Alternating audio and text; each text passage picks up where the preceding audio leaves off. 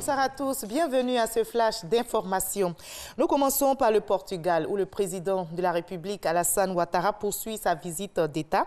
C'est une visite donc pour renforcer la coopération entre les deux pays.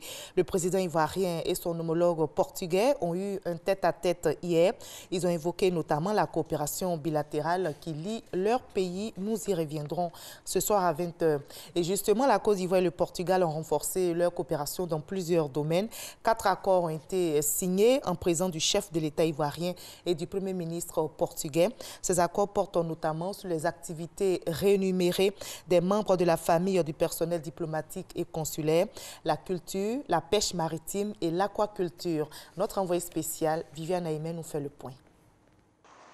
Si cette visite d'État du président de la République Alassane Ouattara au Portugal a pour but d'ouvrir une nouvelle page dans les relations entre le Portugal et la Côte d'Ivoire, elle a été marquée par la signature au ministère des Affaires étrangères de 4 accords de coopération en présence du chef de l'État ivoirien, le président Alassane Ouattara, et du Premier ministre portugais António Costa, détenteur, ainsi que le prévoit la Constitution portugaise, d'une grande partie du pouvoir exécutif.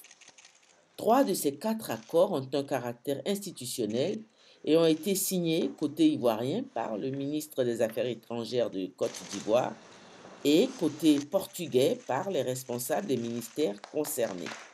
Il s'agit d'un accord autorisant l'exercice d'activités rémunérées pour les familles des diplomates ivoiriens et portugais en poste dans les deux pays.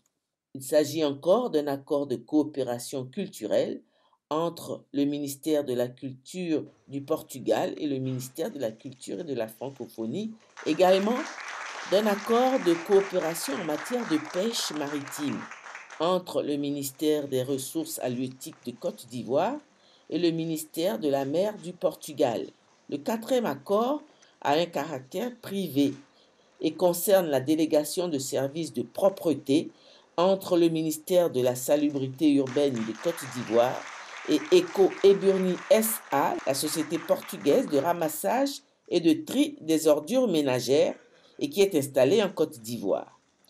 Un 5e accord de coopération signé plus tard au cours de la visite du président de la République a porté sur la coopération entre l'université Alassane Ouattara de Bouaké et l'université Minho de Braga au Portugal. Sur place ici à Abidjan, le vice-président Daniel Kablon-Duncan a échangé avec le directeur exécutif de l'Organisation internationale du cacao. L'ICCO se prépare à organiser la semaine prochaine ici à Abidjan 2 rencontres majeures sur le cacao. Le directeur exécutif de l'ICCO est donc allé évoquer les préparatifs de ces 2 rencontres avec le vice-président ivoirien. La Côte d'Ivoire en chiffres, édition 2016, c'est le titre de l'ouvrage que vient d'élaborer la Direction générale de l'économie. C'est un document synthèse relatif à la vie économique, politique et sociale de la Côte d'Ivoire. L'ouvrage présenté hier au public a été officiellement remis au ministre de l'économie et des finances. Après Saint-Martin, le président Emmanuel Macron met le cap sur Saint-Barthélemy aujourd'hui. Le chef de l'État est venu au chevet des îles françaises dévastées par l'ouragan Irma. Il a défendu l'action de l'exécutif face aux critiques. Emmanuel Macron promet une reconstruction exemplaire avec pour priorité le retour à la vie normale sur ces 2 îles. La communauté internationale condamne les violences contre les Rohingyas en Birmanie. Le secrétaire général de l'ONU, Antonio Guterres, appelle donc à suspendre les opérations militaires contre cette minorité, dont plus de 400 000 ont déjà fui les exactions pour se réfugier au Bangladesh voisin. La dirigeante birmane Aung San Suu Kyi, accusée d'être restée silencieuse sur la crise, annonce qu'elle ne se rendra pas à l'Assemblée générale des Nations unies. La prix Nobel de la paix se prononcera sur la situation la semaine prochaine. Et on va terminer par cette information qui vient de nous parvenir. C'est officiel, le comité olympique international a décidé à Lima, au Pérou, il y a quelques instants.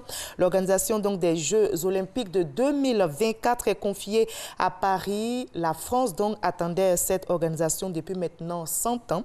Sans surprise donc, Los Angeles sort elle aussi gagnante. La ville américaine organisera pour sa part les JO en 2028. On se retrouve à 20 h pour la suite de l'actualité. À tout à l'heure.